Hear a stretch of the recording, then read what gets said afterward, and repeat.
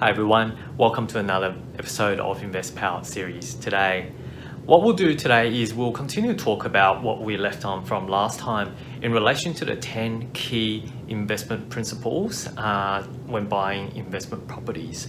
I think it had really good feedback from last time, so what I'll do today is I'll continue to get into another 3 sets of topics, again from Mr. KieranK, who apparently gave me good feedback too, and look forward to seeing my next 3 topics as well. So what I thought I'll do today is I'll cover the next 3 and hopefully it'll be able to help you in terms of making your investment journey easier. Okay, so investment principle number 4, buy all houses to knock down or buy near new houses.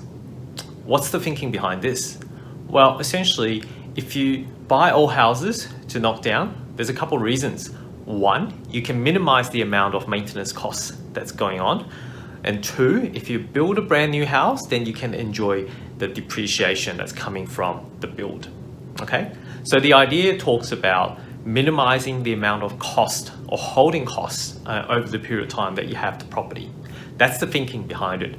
And if you don't have the ability or don't have the fund to be able to knock down and build a brand new house, then essentially the alternative option is for you to be able to buy near new houses in order to minimize the amount of cost or the maintenance cost that's going on.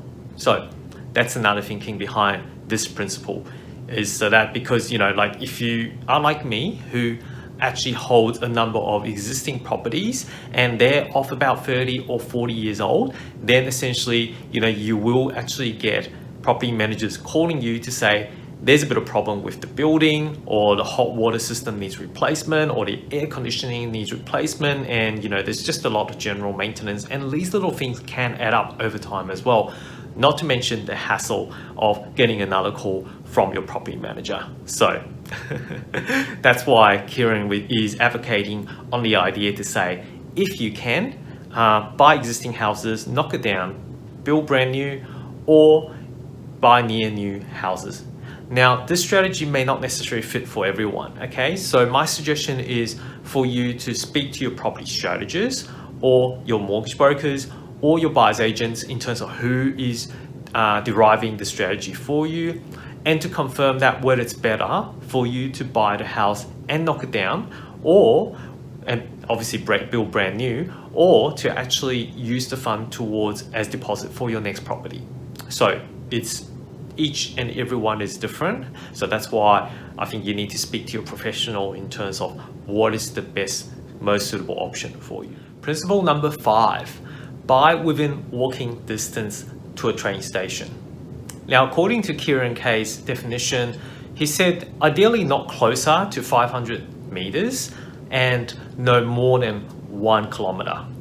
I think 1 kilometer, it's probably a good judgment to say, anything within 1 kilometer radius is walkable. Anything over 1 kilometer is not necessarily walkable. So the ideal distance is about 500 meters to about 1 kilometer to the train station.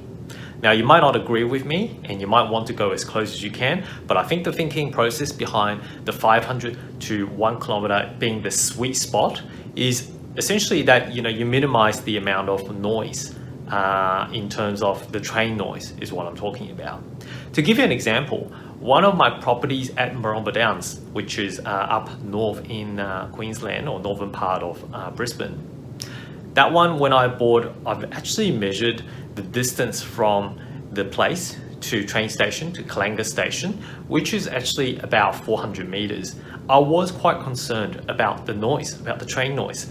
And in particular, there was a short bit of that where, the actual distance between the rail line to the house is probably about 300 meters or so. So I was quite concerned about the train noise and the implications of such to the tenant. Whether there's going to be less desirable from tenant perspective. So in that scenario, when I was checking out the property, I've actually gone there and just basically wait for the trains when it was testing to see how the train noise was coming through. Thankfully, there wasn't much train noise, even though the direct distance between the rail line to the property is quite short, but it is a consideration that you may want to make. And that's why KieranK has advised to say somewhere between the 500 to 1 kilometer range is going to be the sweet spot, because essentially you won't be getting the type of train noise, or you minimize the chance that you'll be getting the train noise, and at the same time it's still relatively walkable to the train station. So something to keep in mind. But certainly when targeting buying an investment property, you want to be able to buy something that is close to train station and definitely within the 1 kilometer distance. Principle number 6, don't use your own money, use other people's money where it makes financial sense. So I talked about OPM, other people's money, in one of my previous videos as well, but I thought it'd be good to rehearse this again. You know, let's say for example, when you're buying in or investing in property, you want to minimize the use of your own cash. If you can minimize your own cash and use someone else's money to be able to achieve that leverage effect, that's why property is so powerful, is because you know you can purchase a property literally with potentially up to 10% of a deposit, and then you can borrow the other 90%, and that's the power of leverage.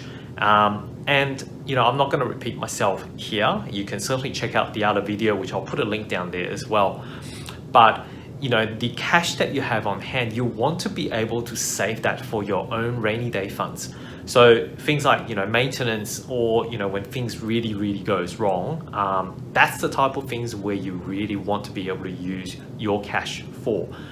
But during investing, and if you're able to, you know, let's say for example, if you do have equity in one of your properties, then essentially you're leveraging someone else's money, in this case, bank's money, to be able to use someone else's money, the OPM, plus even more someone else's money, OPM, again, potentially another bank. So you got the equity and you've got the bank, which use the equity for the deposit and stamp duty or the purchase cost, and then they borrow the rest from another bank. That adds up.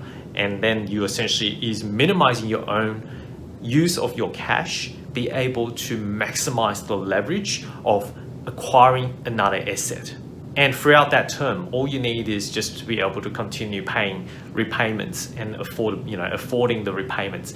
So minimizing your ongoing cost whilst you keep all your personal savings into an offset account. You know, if you have a home, then keep that money in your offset account, because obviously your home loan, your personal home loan for your own home, is not tax deductible. So you want to minimize your repayment of on those, or interest repayment on those. So talking about OPM, which is the idea of being able to leverage someone else's resources, someone else's money, is a very important concept in order to be able to grow your portfolio and be successful in terms of property investing.